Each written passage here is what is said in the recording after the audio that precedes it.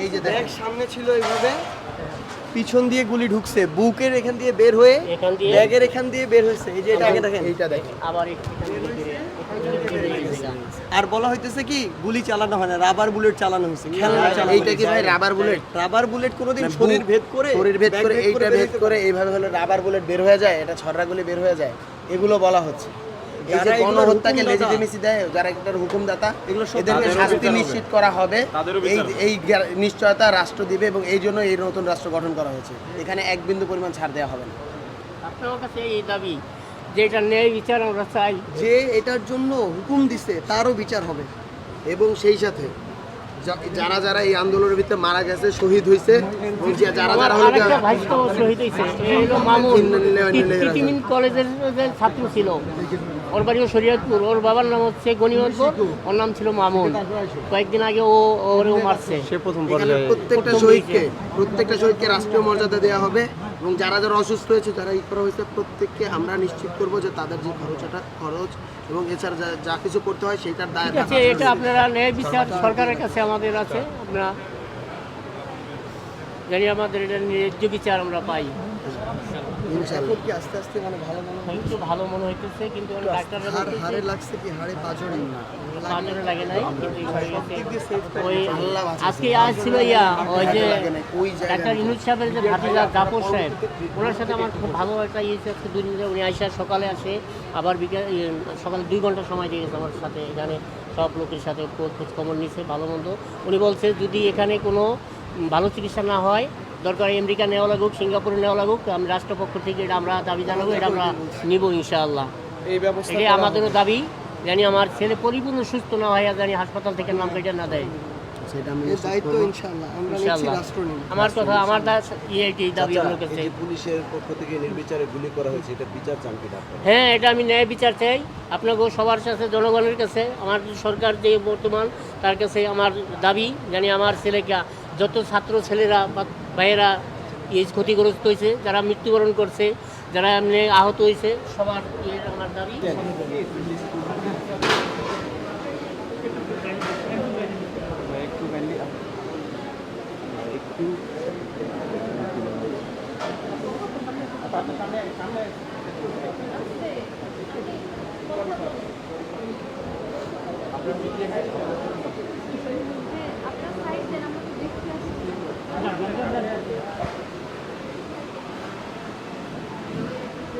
আপু আপু আপু আপু আপু এক্সকিউজ মি, একটু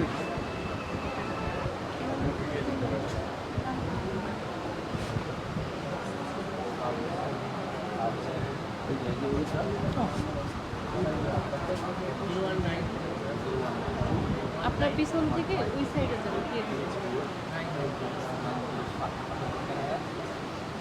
আচ্ছা, এদিকে হার্টের কাছে গেছে, হার্টে কাজ করলে স্বাভাবিক থাকতে পারবে, খুবই খারাপ।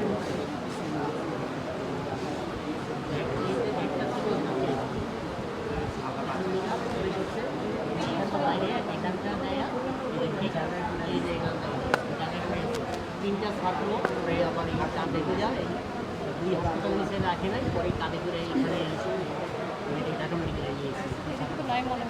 ওর কাছে কিছু টাকা ছিল, পথে আপনারা জানতেন না, আমরা কিছু জানতাম না। আমার ঢাকার বাইরে যারা আছে সব আন্দোলন, ঢাকার বাইরে থেকেও আসছে এখানে। কোথায় আছে? বেলকুচিতে, বেলকুচি হসপিটালে অ্যাডমিট আছে। আচ্ছা, আমরা হচ্ছে একটা মেডিকেল টিম।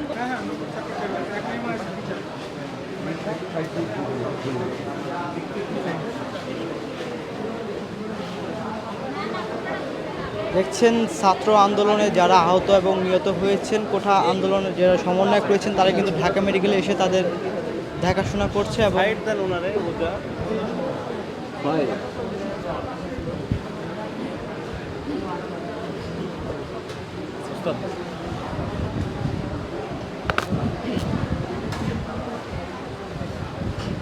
ভাই মাথাটা চলে আসে একটু ভাই।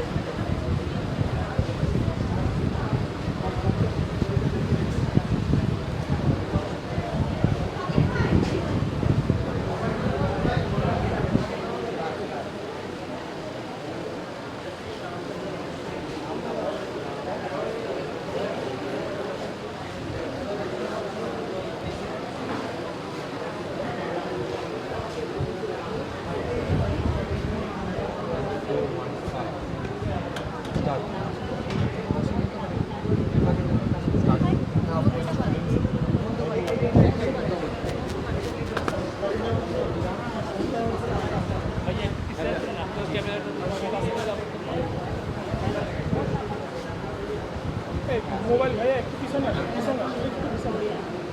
হ্যাঁ লিখা হচ্ছে ভাই